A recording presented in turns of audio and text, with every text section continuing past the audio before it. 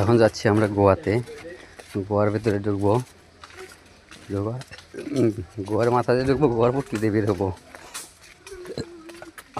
অস্থির একটা ভিউ।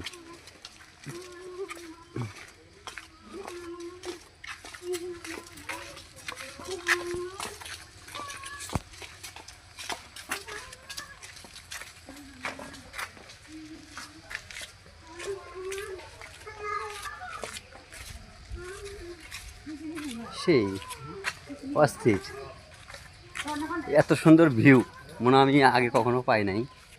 তো আলু টিলে না আসলে ভিউটা বুঝতে পারবেন না। এরপর যাবো ঝর্ণাতে। অবশ্যই যাদের ঘোরার ইচ্ছা আছে, ভ্রমণ করার ইচ্ছা আছে, অবশ্যই আসবেন আলুর টিলায়। এখানে অনেক সুন্দর সুন্দর জায়গা আছে।